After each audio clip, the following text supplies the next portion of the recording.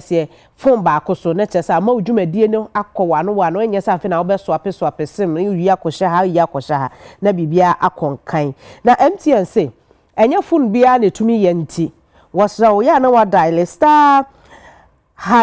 *06# na wahwe say wo ka ho bi phone nekita no etumi eyo sa dwumadie no bia na aboa na odwumadie na konkan nya sa so a frɛ 100 ewo phone so dialects 100 na omo customer care enipa wo ho na obekasa na wato ne bo achechemu ye e de achew ense de wo mama eniema akọ ha pa ya abefo kwan so beboa yen enti fa ahodom MTN na okotokro anka sro na mekai mo se na nafia ene ye miti de ema me ena nwumre ye de aseda piesie ebema eye flavored wrap me pacho wo mo ye shawarma na shawarma no omo ye na hodo bebre na wo pe chicken wo pe ne pork de wo pe bia mpacho onsa betumi aka na ososo we nya bi afa ododom kama omo wadanso man last stop me pacho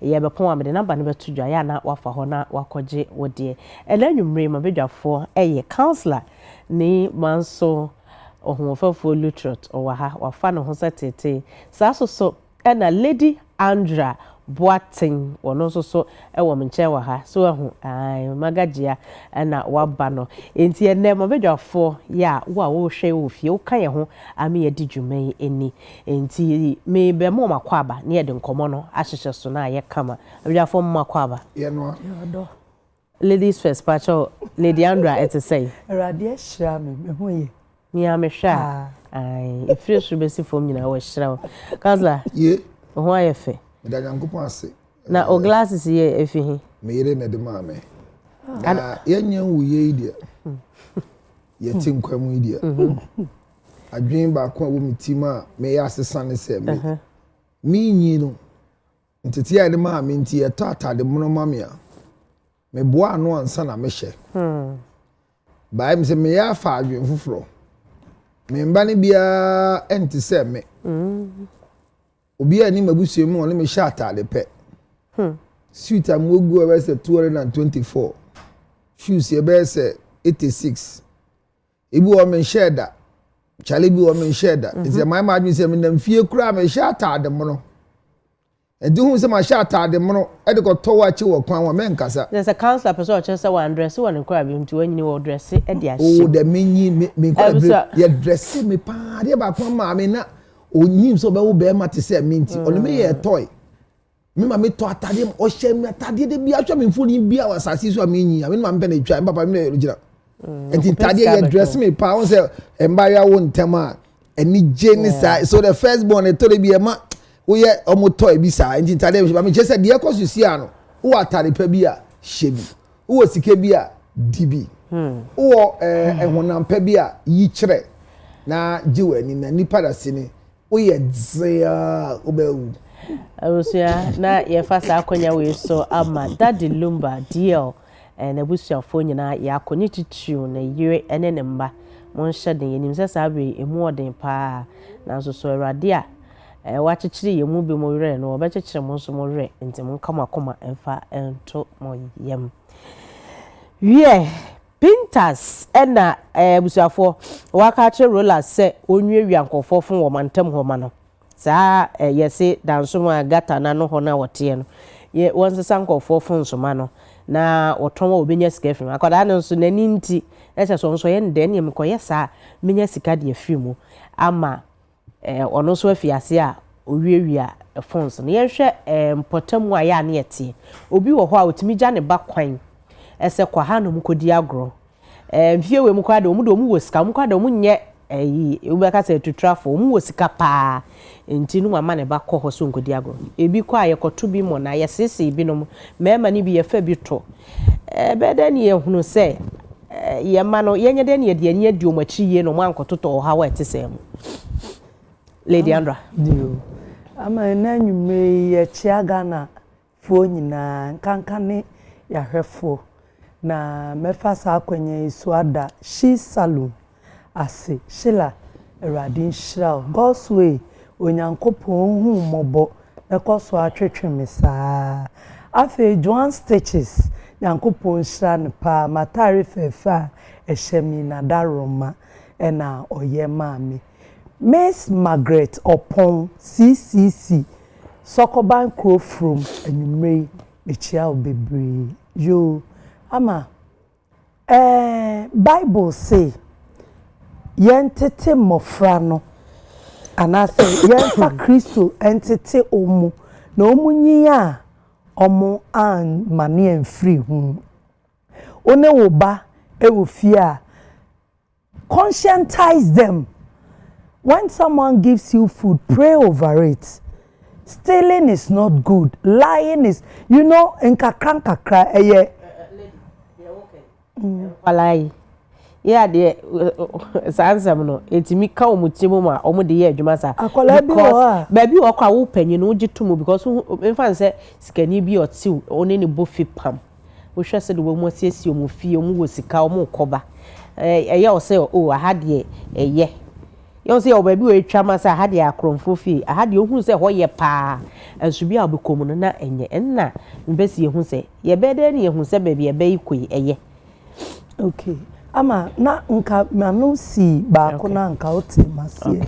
Abofra bi wo ba won chen wo fie a ekomode ne pa.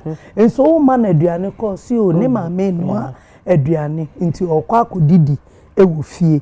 E wo de ayaka to na sum.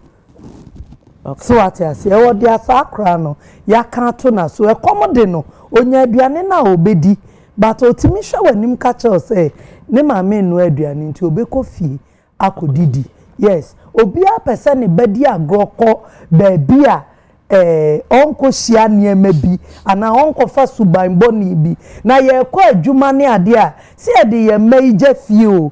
How help wodo wakola ana obano, jano no, wachi, say no ya abofra no edie na oka kire no eni ye ben na ode kire no eni ma ben na ne kan ne ye nanso still ye gya omoma omo enti saa wo kire na fie we de emu ye enti ukwa de omo be ma obi age anadi enso kwa ebia na saa fie nim eni ma ye ka kire ni wom eni ma ye de ma ni di eni ne ma bi wo ana emmoa no enti it starts with war wo for no eniema wo be kire wo ba no ensama wo be ka che nsempo okopie wo baabi a ehonya wo di kind eniema bi atu ni tirimu dada and that's it.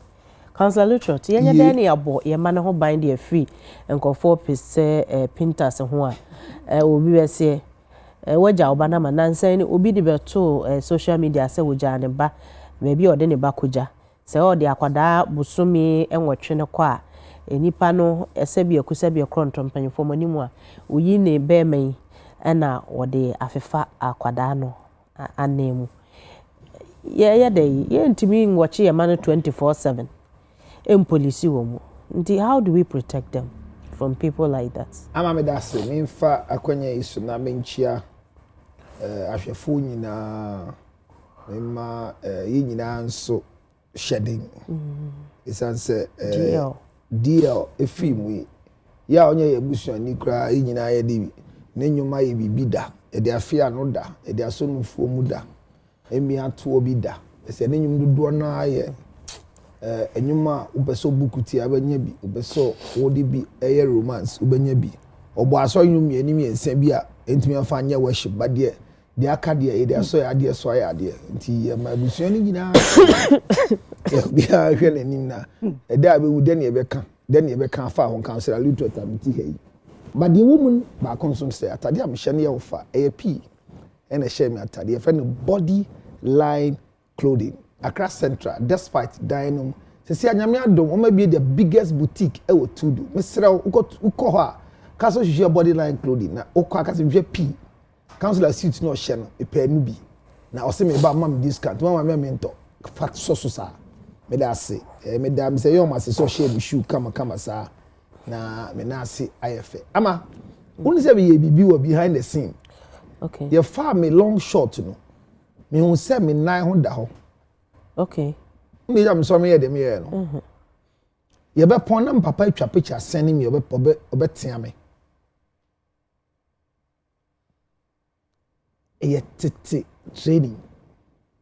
Because set be so na be so say na set ne te sen. And I'm say oh where come on. I'm say me pamucho. Me nine ebeba. Ana producer say oh no here we don't take your leg. And I'm got to set you ama. Sena omo asesa. Me te hwa na me share loafers. And me twa tie say. Nti man share socks. Me try. Me who ade na me yem shame. I was set me so. Then I lost my thoughts. Na me start to say, "Ami aden, no me say wanya hwe na dey say we fine." Na me say, "Ya fine asem o." Na the dress na me dey see on. By my training from my father and mother. Tie and fan sharing my bell. Tie without a socks. Yen follow first and dress say. So I am improperly dressed. If my father sees this, I am dead. Exactly my words in the studio. Na me nim say sa no papa we TV. Ti say agro me point ya me hu ne call am say eh papa yi da. Me fa call na I say look at you. Look at you. You think when you go to school and you graduate it makes you what? A bush boy. You are a pastor to them. You are a husband. Besi enne. Na me say the wow shot I just did it behind the scene. Because you try na me say kai my skin is showing. Under no circumstance should my skin show when I am in a shoe and a tie. And it was a training home.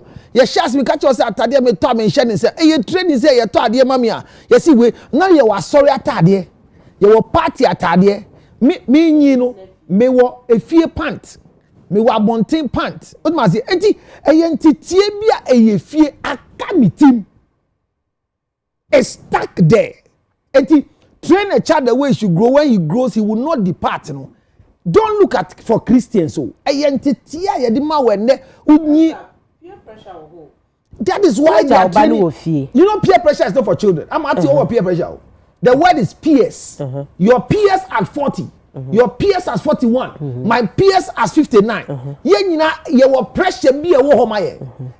Pressure was say, maybe 59 minute dying. Pressure was say, maybe sit to more come and pressure was say, maybe 40 minute kunu. So if we think say peer pressure is for kids, no, peer pressure is when the peers are there. Yeah, can say you do your part, train the child. So for yadi e mobo so bia. Uni say yadi e mobo no. Nyadaje. Enye say nya da you David. Muka say nya ye ntro. Obi anya da je oditete ne mba. Uti ye na anya yire pa.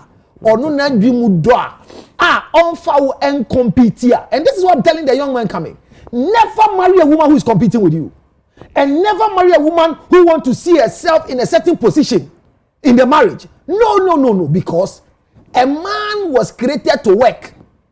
When me yiri jina ha enne, na de adwuma jina ha enne, me fa adwuma jabere. Upon jama wale. Because the focus of a man was for work. If you check the book of Genesis carefully, God started with man with work. It was after in 24 before he brought a woman. It doesn't mean women are not proper, but you are the homemaker. You are the helpmeet. I could do say, "O de obabia 4 years. Uko adwuma mo pontem obeba no. Mete wa sesa o say entity. O de okoko hye baabi. Be a 4 to bear 6 now obeba bedru fie. Omo na ma na aduane. Omo ne bonkomo. Obegeni trust bi wo mo nsam. Enti bia ye kwa ha. He kofa we bra na ye fanye sei. Omo timi million kwa no. They can hear no creba say. The level of trust I have built by my parents, nobody's own can tweet them. Do you know why? Yeah, you come baby upon sorry yendidi. Ni akọ me auntie. Me auntie fie. Now o cheduane. Wa those time Fanta. The line no ho no. Now we try no fish. They are fat car blue. Tete o car blue be the ice cream. Yeah. No hwe my na. No be say pe den pe Fanta ma me ti say. No abon ani. Unu de o kan no. Men Into. Amen. Mamen. Ofa na enti dey afraid ye into ofa na ye din no me nim nua no into ofa na na there is a standard say ushi obi no cho 50 pesos those times and now 20 pesos mama ni when the protocol is that they will report your mother not because your mom is scared you taking the money home your man sika straight ahead no you the my mama no and your man collect sika go and put it in your money box for what the where And I make us say the problem is the parenting. Ama only say akola bi eni otumi bizan papa ska. So to enu kunu wo ho. Oba ehia bibia. Men suma akola ne nkɔ ne papa say ko say ma dad we need money to buy pizza. Dad we need money to go and buy. Dad we need money. Mommy says come and ask. No, it is part of the training. So you build a certain level of trust. If you na yete no, wo ma me no ne nkola ne nyina, you are under a certain authority. It is small boy here all your phone. And they come up papa no. This is what yantete. And yantete no ya yen no. Okay. Enti mo yen kwala na mo din say ye zoo keeping and poultry farm instead of parenting no. Me kai mo say parenting is not rearing. Okay. It is raising a child not to be your future leader, but so that the child can fit in wherever they find themselves. Me this see no make us a software ya there body say. We raise other people's children to become powerful and spiritual. But you know what we do for our children? We only pray for them. I repeat, we raise other people's children to become prayer warriors. Hey, omo bompire my by your mana yen your moteno. Yen bompire mawo and to share for only two from na share. Asofo kuku dam bebre. Omo mba ne drugs. Omo mba no numedro boni e bebre mano asoy no oba no mba. Upudi e share. Me say Dr. Williams preach message we won. My team message ni sa na me to share nanim di say or say I have made a mistake in my life. My children, I neglected and I was praying for them. But other people's children, you know, starting to bo a kuku dama, omumbenjina, I say, yeah, ubon pai mo bi adibasa, no need demon in the bush of 4 demon, omo be attack you. And you told me, and you say you knew you by a year by me, so one kesi na bebo, a ma mon one kwala. And you know more because you can be a mother and not a wife. I am pleading with all mothers. That look at your children and stop looking at their father. Look at your children and stop looking at who? Their father. Last week, me can say me I want to say, abofre bia ye wu ne bia onfa ne maami suban. Uti we, obabi e no obefa suban o. Kaidemi ken. Omo nyina papa moja.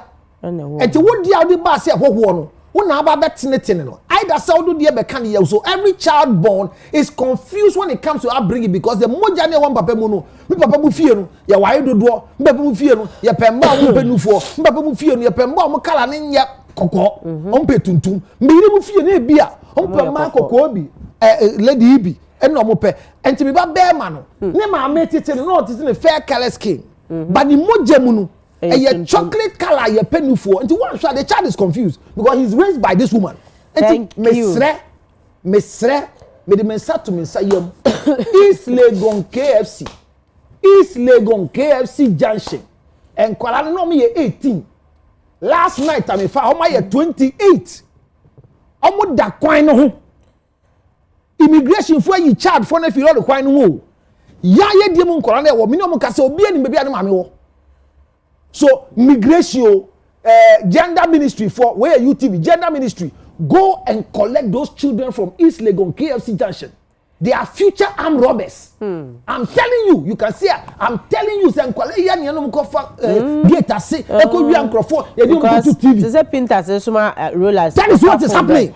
Omo ani etwitwa trapdoor ho no dey akwala na wura. Me da say.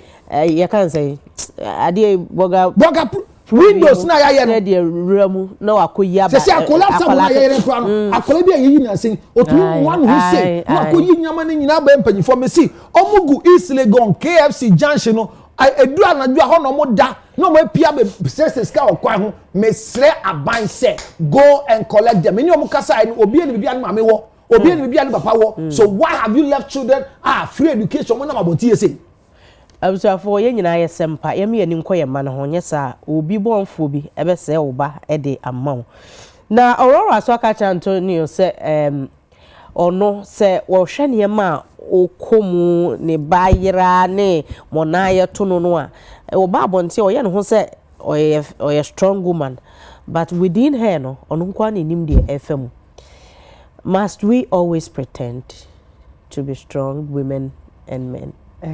Because now the full stop ebe see women ho because what yentiti yemu no yetiti yen to the extent say ye mema a ye ni omo wo ye society mu ya tete o ma ye say robot maybe ku mema o ama awarie mu maybe bi pre awoba ye mane bi mpedware onyare na motom kan na de akoda ebi bro mema ewa aware ase o. Some women stand up to some men because onu hu ne hu say oni ne ye at par, which is very wrong. But because we ye bema any kwan say wo kasa bebre, any kwan say wo kire wo nsemu bebre, bema ma ne maame ewu ne papa wo do ne pa nso ntimi nsu because bema nsu eniema bi wo ha anka eye needed there was say ye address, but he's been trained say e was so absorb into ntimi nka ho asem. Ana yete hey ebia na me do bi pa wa ye me ade ye me ya. I'm discussing it with you and you are like, hey, me dem me anka me permit me ma no sa kwan no enti sister enso so ne so krama enso me pe ma ade me no be ka ne pepepe so me call them na makohu abeg. Why should it be so? Ade me pe na me pe ama me do no. But me know how to go about it this way, another way. Can you help me? What is wrong with that? And we pretend a lot. And so you call them kosun de bia.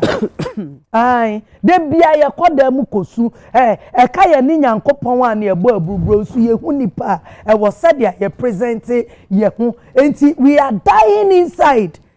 But on the outward, people who conform here say, yeah, you're okay. As a majuma muye, o betena TV so, ekotena radio so, you have to present yourself nicely as offer for the same thing. Osuyan so obejina pulpit so. But o congregation who say we a superhuman being.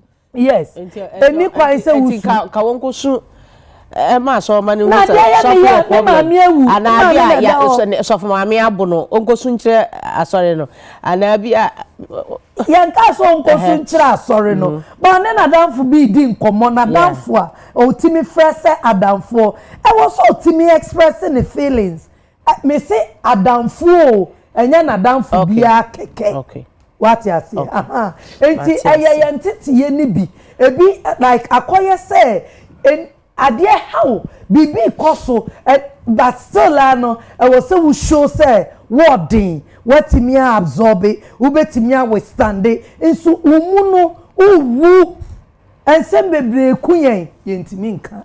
And that's it. Counselor, emotionally,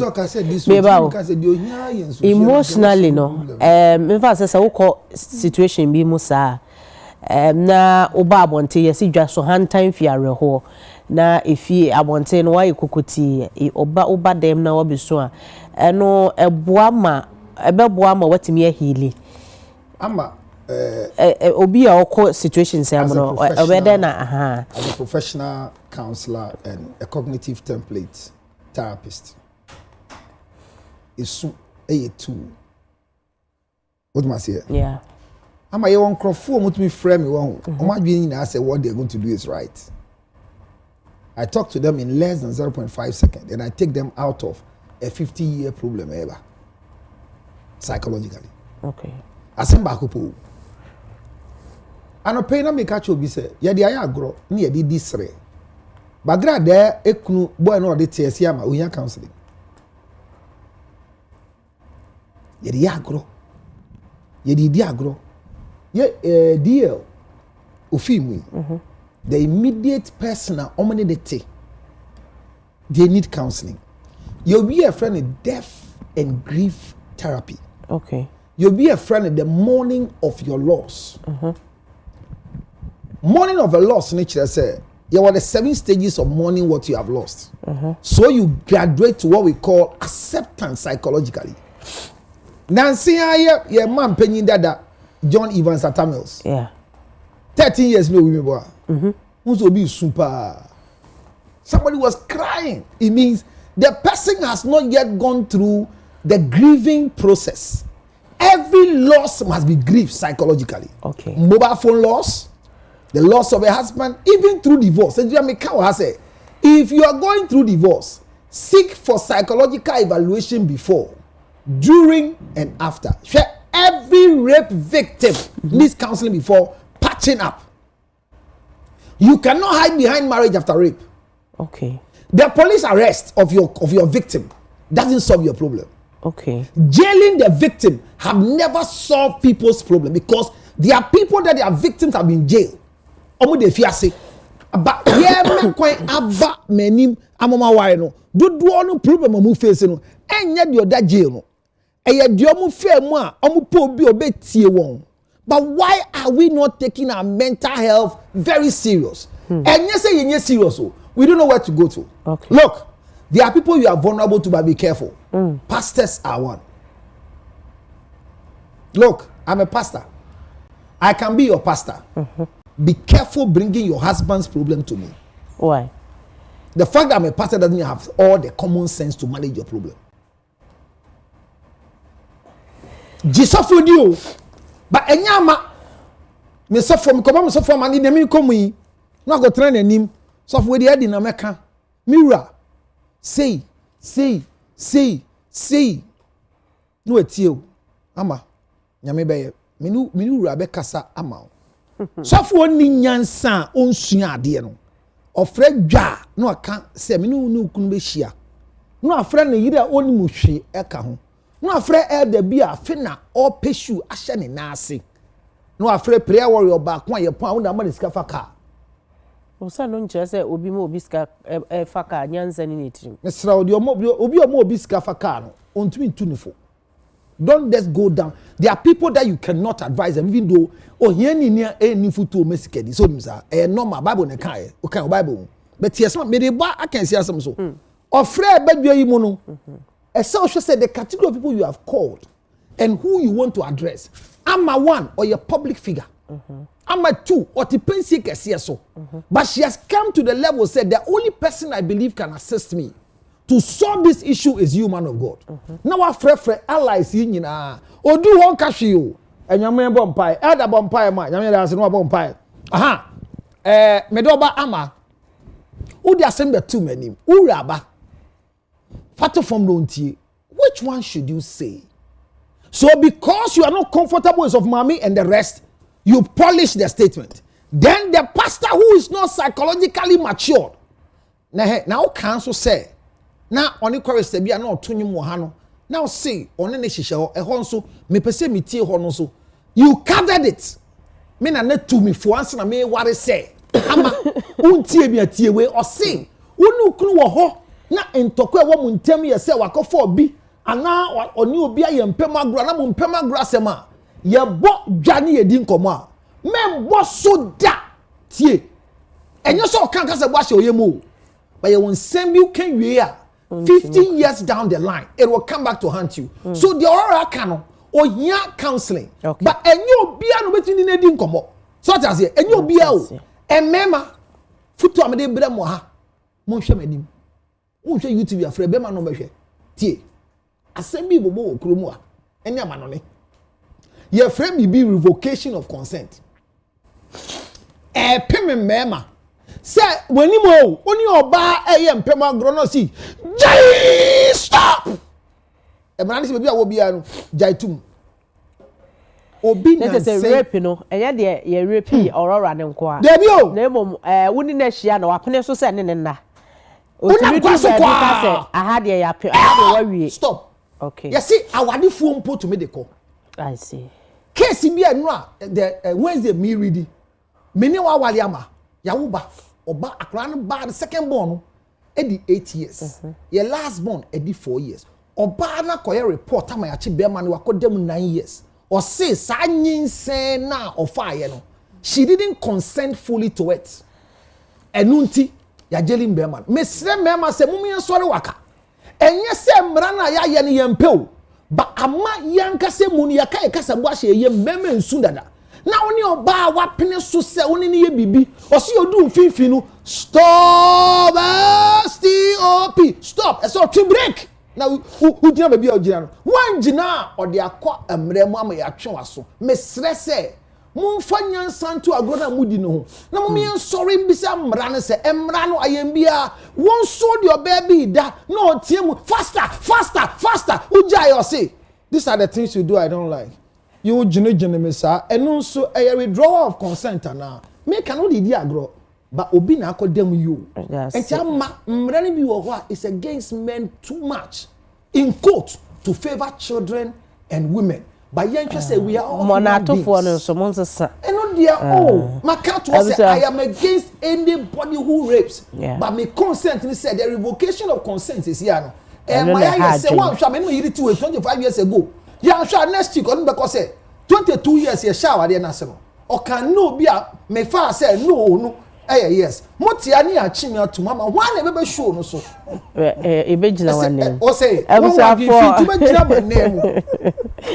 was UTV so na oguso a wo share Aurora discussion and yeah happy birthday nkoma Mrs. Abrefi Opomba me pa chow wadaroma we free prophetess Grace owusu afenyi ene ya enima enchen omo se omo chia papa omma wa wodapa onyame ento wonkwa enem emfa emma cancer fansa to ho na ebusafo ya to amoso no Jacob na ye hwe Damiana obo Aurora sobo se e wo senka Aurora gina bra papa ni wo maame ntam ye basabasa na ko ka wo mu ebomu de mi bisa ne se relationship ye se gina nipa mi no so Aurora ye ni maame nua Jezebel nua de na so se wo awade be gina se onu ukunu ntam nyina no ejina nua bi so abusua timi boa ema awade no ejina aha no utimi de so boa Aurora ma ye sa Damiana say Jezebel babema no senior counselor can also cry therapy. Michiana anymore me the number because a year day and I woke up my minia so boss say nanko betty me aboa ma woman mene wo papa a relationship Gina will say aye no there are two adults omo ye oma dear what you say we can only offer counsel, advice. Bible say in the multitude of counsel there is safety. Mekana wo fa de ye adwuma dia ebeboa na say mekana wo decide say okay maka wetie nanso wo mfa nye adwuma eno no wan na aye bibi obi anya hwe ana mintimi enhyew say chenchena chiama afutu ami tuwi me show in fact I demand say would be ye adwuma me yes akra my yam from so bebre your capacity as what you say who mama mini sa to me no enti wo pa me brother Kofi Bankisi who to ne fo a ohwa wanim sa ta one word enso hu say de oto no ohwa wanim sa no afuto no mfa nya adwuma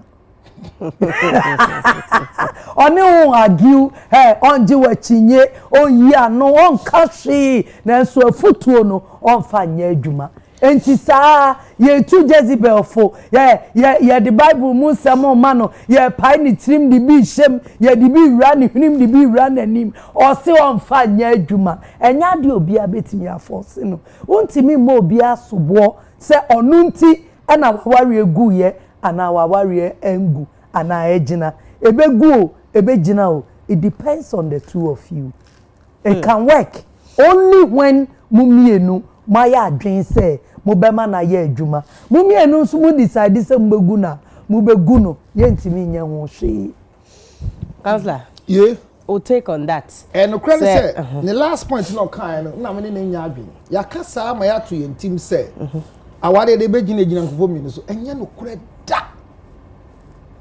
is let us say the damie kan wom kan ma mi nua no so betumi aboa ama awade na gina awade begina nje nipa mienu so gina pa ba ko so oh you can crash it.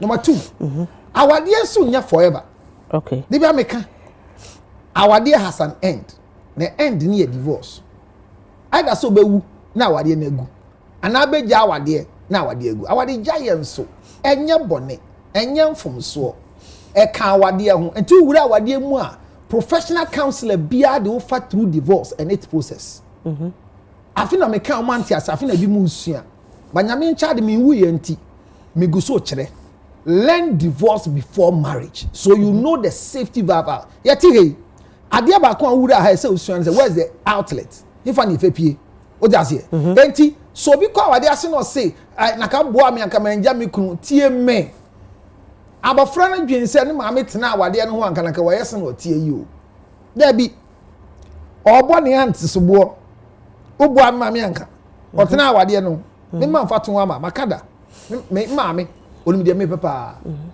eso no hwe me maame no yeah enti gosia da bia me ko ne ho a na waye banku ene enchinam nke me enchinam kase a misuru ese etete me na enchinam keto na ibubu ma mere enti me penketo nketo na bia awo kama ama ne nketo yi enti gosia da wie bia me se ma pon aso we preach o se a ne ma e banku ene enchinam nkete na banku ni tilapia ma enti mo ba bedi abatie ma me ka ye pe the first thing na se ma me ba o na do fool uni de me ye bisa me yire se ma se wa ye banku ene tilapia enti ye ko no ho ubedi ana o se o de me feel banku ni tilapia ama o ka sa ni de esi ma me ma frɛ ma me se de ma me didi o bisa me sa ni tina me yesa se me ko me ma me ho ni ato me pro o matamfo ni ma me yire ni matamfo de me ndi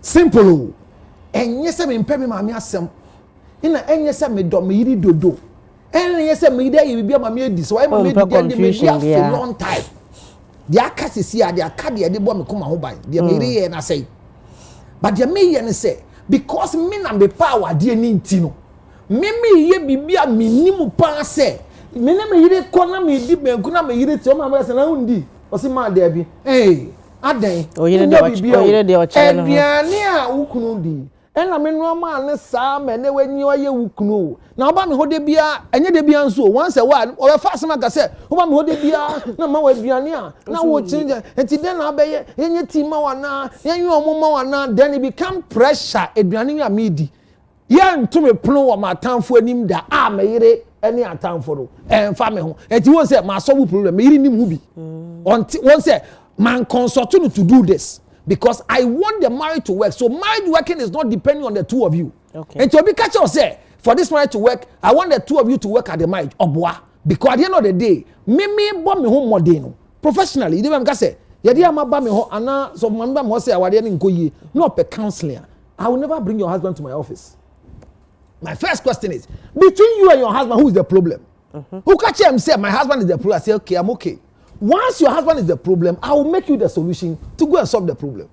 If you tell me that, yes, I admit I am the problem and my husband is the solution, then I change you from the problem to become part of the solution. This is what we call professional counseling. But let everybody know, say, marriage is try and error. Our dear, you try and error. Yeah, asante form kind of try or luck. Okay. As an the phone inti, our year try your luck. And to say, who come now, who channel on your balu kasia, so muna kohu. Unya ketua no soa, jai, etina pennyfobu baby say, who sura wa de jaya. Unya wa de, Deuteronomy chapter 24, verse 1. And ye be, and ye trust them, no more any bema yen. Deuteronomy 24, verse 1, ukaya, or see sura wa de jaya, unya wa de pa. Yen tra fa ko enje nimguase se kuro do oso unufu san na ma wade ho touch mama say Bible say Sons of Solomon chapter 8 verse 8 o say yenua body nufu osusa na me de bedu so obokoko wade den ne beka na say nufu kase na de ko wade ase enti say unufu aye nketo ne ye ko wade ase a na oti wade na se ye wale wi na unufu no mema na emem na ma wura ho wade ase enti yensu say obi ntumi mboa wo enkwala mu tie me. Don't become the victim for the marriage. Don't allow your father to use you for the marriage to work. Don't allow your mother to do what? To use you for the marriage to work. It's their decision. Someone person better than you. Go for professional counseling. Anye ye de ne hujima obi ampa ne kwan fa because enkwa no obi abebo ne nkwa ho den ehu akontent akula we e de so bo obo ne anti say wan bo mame amana anwale a ewo asem bi obi ka kire no ba no kure de ye hwe fi akire no. Why they say awade no eto de bia oyefo no chiro sem say onipa daseni watanfo fi wankasa wo fie obusuamu wo made of honor ena do kuna wo miense atoda so wa osuman so timi se no osuban fi eye busua suban Councillor, quotation can me park and by me refi. Dear one, the comment so see Deuteronomy chapter 12. And Tina Cabasa me watch there. Aye. Yes, if we didn't call you. Aye, na ka me kind. After for where because me kind that. One can say Babu young do what? Who did not if you but me say. Who's now a young hour in Pado? And what Bible never quote your baby. What are everything is at when ya? It is there UTV news. I'm sorry for they run a chum. Help to so that you call yes. Councillor Kwani quotation there. Na said ya ka no beka say na de omo keken de enye na episode ayi ho asem na moka ai unsi ya ni best abosome miensa de ko enan enti ya start every baby enti enen ye twitwi episode 10 11 12 13 and 14 ene ye de basa enti from next week ne ye betiesi de ye hwe ni mprempre ne so na chese ene ma nyina atumi akonkan kama ede amaye na mepamocho ba ku bie wa ye no so me pese ye hwe eye ya setena ya ye ni nipa etie Antonio abefani out say Julius we ye the focus ye pa ne yonko no oni da onim se krachi bibi mo bibi so na anu ya na obi ti ho ache na obe che se bo me de me ho ate sanse na mahunya so emi ye kidnap me ba akukura fa mu hwere ne nkwa enti me mpesa me de obese me ba na mtai se mani mi yesikani o mi yesikani o enti na ma this guy se me ho mi bisa se so Mariandra ewo mu ni reason no ewom nanso so oyonko brebo ndi esie no a mane kote na bonten sa adamfo ni mpo wie mu dia na ama edru baabi no onyankopon wa obo ni nipa ono aka se onipa akomamu eye bone nipa akomamu tim the hearts of men is desperately wicked. So what you say, and God judges, yes, God judges the intent of men. Yet hey, Councillor betimi ache me blade ba kope e betimi aso mani sa unim die ntia enye substance no enye blade no adwen bi e ba ni tirima or the blade no e ka ginger se me hwe bi go nsem a so me egu form tikaka me hwe man me hwe ginger adwen bi e taye che man ni di yes papa ne mama no asomani nanso yetete hey ade ba ko a eye mystery a onyankopon di sie yen eye yetirimu adwen seria nyodo we yesre yedi nkomosre ene ade ba wonim de ewo mitirim minim de ewo counselor tirim na me say oye me yonko brebo aso sadia mimi hu no sadia mafa no saa no no nso ohume saa na wafa me ana ayo media mafa o me yonko brebo madam for me ne uche bibia ne uka bibia ne udi asumsam aso saa no no ohume ana ne kra ehu enti mesraw onipa eye nipa yes without trust we cannot live together yenje yehuni yenodo yehu bibia mroso nso no na atrapo o ma ne broso a na afi asei anyinya enti mesraw father for confide in someone find solace in people I oye wadam for nenso mesraw susu call the extra mile e kan sembi every niema bi efi say enye nipa nyina ene tese wo me pesa me chia the manager of 11 Fitness Mr. Bright Edu BB Bright ma kumema wo hwe yie yes sir ubewu kwa radisha yeah that's a councillor asem krona na also o de true apa no krane say on the four de ne nye esie no enye so sheda ana bibisa ba yekowo Kristo no yekowo no to enwan edidibia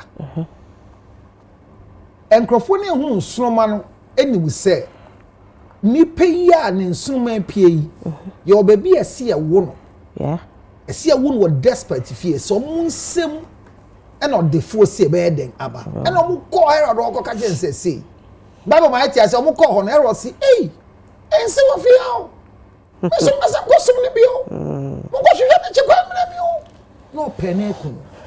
So there are times that even though the baby Jesus was very powerful, because at a stage he was vulnerable and can be killed, he needed protection. You are a wife of Mrs. or Mr. Kobe's wife, so you are Mrs. Kobe. Everybody knows how rich Mr. Kobe is, but constantly your husband wants you to hide. Sister, shut up and hide. Do you know why? Because pressure be I bet tomo ama. Hwe amati he. Say your point juma no yi na atade no te ne cage because say you no TV go. TV na ye tisu me your point and me ya atade t-shirt da care when to be twa me picture abonten na when na hwehwe suit na ekwo. It's for artistry. So it is not real life. Anybody who want to live long on earth must learn how to pretend.